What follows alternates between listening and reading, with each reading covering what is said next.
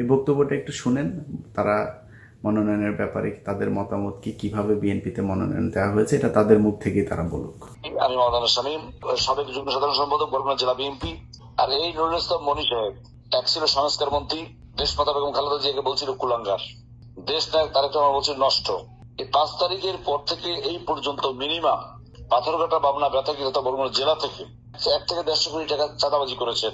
নিজেই করেন না, করান তার ভাই জামাল এবং তার ভাতিজা সুলাইমান সাদিক ও আরিফ। তিনি কি বলেন যে আমি চাঁদাবাজি করি না, কোরআন শরীফ হাতে নিয়ে বলেন।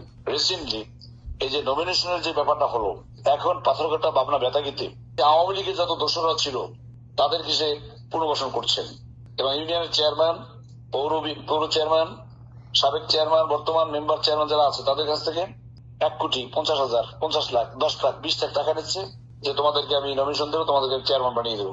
মিনিমাম 2 কোটি টাকা সে চাঁদাবাজি করে হয়ে গেছে পর্যন্ত, মিনিমাম। এবং সে যদি কেউ কিছু বলে তার চক্ষু লাল করে দেয়, একদম সাফা বলে থামাই দিচ্ছে, ধমকি দিচ্ছে।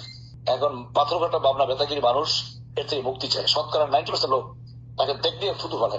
তার সঙ্গে যে কয়েকজন রয়েছে সবগুলো চাঁদাবাজ করছে, রংবাজ করছে, থ্রেট দিচ্ছে।